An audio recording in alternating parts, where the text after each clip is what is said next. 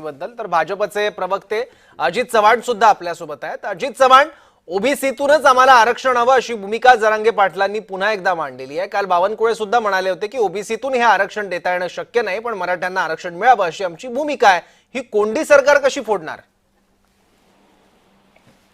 बघा, याच्यामध्ये एक गोष्ट आहे की गेले 3-4 दिवस मी सुद्धा ज्या पद्धतीची भूमिका मांडतोय त्यावरून राज्यभरामधलं माझ्या समाज बांधव मला फोन करतात, पण हे निश्चित आहे, खरं आहे आणि हे सत्य आहे की आपल्याला टिकणारं आरक्षण हवं असेल तर आपल्याला कायदेशीर प्रक्रियेतनं एका जावं लागेल। जरांगे खारघरला GR घेऊन गेले होते त्यावेळेला माझ्या मराठवाड्यातल्या समस्त मराठा कुणबी बांधवांचा प्रश्न सुटला असता। तो का सुटला नाही याचं उत्तर मी शोधतोय। आमचं ईडब्ल्यूएसचं आरक्षण कसं गेलं त्याचं उत्तर मी शोधतोय। आमच्या अण्णासाहेब पाटलांपासून आप्पा पवारांपासून बाकी सगळ्या आधीच्या मंडळींनी जी टेक्निकली आणि सर्व बाजूने लढा दिला समाजाकरता, त्याच्यामुळं आज आमचे लाखो दाखला नाही, आमची मुलं मुली त्याचा लाभ त्याचा घेत आहेत। मला असं वाटतं की आता मानगुटीवरती बसून एखादी गोष्ट, कायदेशीर गोष्ट, संविधानिक गोष्ट आपल्याला कशी मिळेल? या आंदोलनाचा अधिकचा दबाव वाढवून कुणबी नोंदींकरता सरकारकडनं कॅम्प लावून घेतले पाहिजे, सारथी करता अधिकचा निधी घेतला पाहिजे, अण्णासाहेब पाटील आर्थिक विकास महामंडळाकरता अधिकचा निधी आपण घेतला पाहिजे, ज्यांच्या कुणबी नोंदी मिळत आहेत त्यांच्या त्या वेगानं केल्या पाहिजे आणि मराठा समाजाला ओबीसीचं कॅपिंग वाढवून त्याच्यामध्ये आरक्षण देण्याकरता आपण सरकारवरती सतत दबाव वाढवला पाहिजे।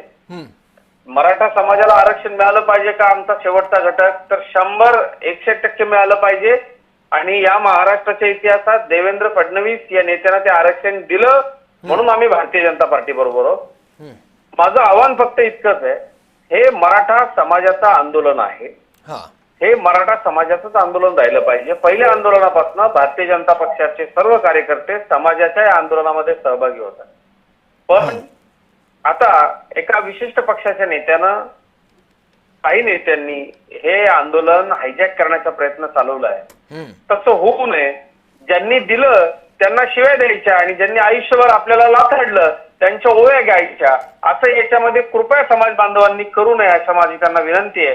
आणि जर आपल्याला समजा ओबीसीचं आरक्षण दिलं, ते आपण घेतलं आणि घरी जाईपर्यंत, तो GR घेऊन घरी जाईपर्यंत जर समजा एखादा सुप्रीम कोर्टात, हायकोर्टात गेला आणि आपलं 1960 पासूनचे सगळेच सर्टिफिकेट जर होल्ड झाले तर त्याची जबाबदारी कोण घेणार? अण्णासाहेब पाटील किंवा आपले जे सर्वच नेते, मी एकाचं नाव घेतलं तर इतरांवर अन्याय होईल, त्यामुळे मी दिवंगत नेत्यांची नावं घेतोय सारखी, आप्पा पवार यांचा जो लढा आहे इतक्या वर्षाचा, तो लढा आपला सगळा वाया जाणार नाही का? नाही, अजित चव्हाण, मला एक सांगा, विरोधी पक्षातल्या काही नेत्यांची आंदोलनाला फूस आहे असा तुमचा आरोप आहे? कारण तशाच पद्धतीचा आरोप आज केशव उपाध्यायांनी ट्विट करत केला होता। 100%। मग मला सांगा, याच्यात शिंदे गटाचे आणि राष्ट्रवादी अजित पवार गटाचे सुद्धा आमदार समर्थन करतायत या आंदोलनाचं? आंदोलनाचं समर्थन साहेब आम्ही पण करतोय। मी मराठा आहे, माझ्या समाजाला आरक्षण मिळालं पाहिजे याच्याकरता पहिल्या मोर्चापासून आम्ही आरक्षणाच्या लढ्यामध्ये आहोत। आम्ही आरक्षणाच्या लढ्यातनं समाजकारणामध्ये आलो आणि नंतर भारतीय जनता पार्टीत आलो, कारण भारतीय जनता पार्टीनं आरक्षण दिलं।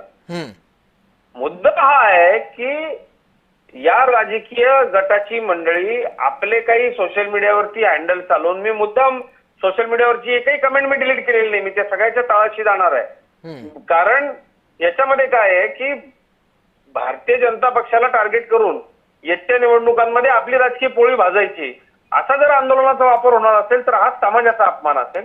आम्ही सुद्धा समाजाचेच कार्यकर्ते आहोत ना, आम्ही आरक्षणाच्या लढ्यातलेच कार्यकर्ते आहोत आणि आमच्या नेत्यांनी देवेंद्र फडणवीस साहेबांनी आरक्षण दिलं, पण तुम्हाला तुमचा कंड जिरवण्याकरता एका नेत्याला शिव्या घालायच्या असतील, एका पक्षाला टार्गेट करायचं असेल ते खुशाल करा। जो गरजवंत मराठा आहे त्याचा हा लढा आहे आणि जो राजकीय दृष्ट्या शहाणा माणूस आहे त्याला कळतंय ना नेमकं हे कोण काय करते। म्हणजे आता एवढे वाईट दिवस यांच्यावरती आले की एवढे समाजानं बलिदान केलेल्या शहीदांच्या, आमच्या शिक्षणासाठी डोळ्यात अश्रू आणून या आंदोलनामध्ये सहभागी झालेल्या मुला मुलींच्या खांद्यावर बंदूक ठेवून हे राजकारण करायला लागलेत. आम्हाला त्याच्यामध्ये पडायचं नाहीये. आरक्षण मिळालं पाहिजे का तर 100% मिळालं पाहिजे. परंतु आता जे आहे ईडब्ल्यूएस सारखं यांनी घालवू नये, नाहीतर बाबाही गेला आणि दशमाही गेला अशी परिस्थिती आमच्या समाजावर येऊ नये म्हणून आम्ही हे सत्य बोलतोय. आणि आता आंदोलनाचा फेज असा आहे की कोणीच काही ऐकून घेण्याच्या मनस्थितीत नाहीये. ठीक आहे, बरोबर. पुन्हा या आधीचं जसं 2 वेळा झालं तसं ते होऊ नये म्हणून मी यावेळेला पहिल्या दिवसापासून सांगतोय की आपल्याला कुठल्याही पद्धतीनं रस्ता चुकायचा नाहीये. याचा वापर करून दोन्ही बाजूनं म्हणजे दुहेरी आरक्षण असणारा आमचा समाज या लढ्यामुळे आहे एकमेव. पण हे दुहेरी आरक्षण म्हणजे कसं ओबीसीतनं ज्यांचं होतंय त्यांचं ओबीसीतनं करून घेतलं पाहिजे. ती प्रोसेस कंटिन्युअसली राहिली पाहिजे. ठीक आहे, तिचा वेग वाढला पाहिजे. ठीक आहे. अजित चव्हाण, मुद्दा पोहोचलाय. धन्यवाद तुमच्या या प्रतिक्रियेबद्दल. भाजपचे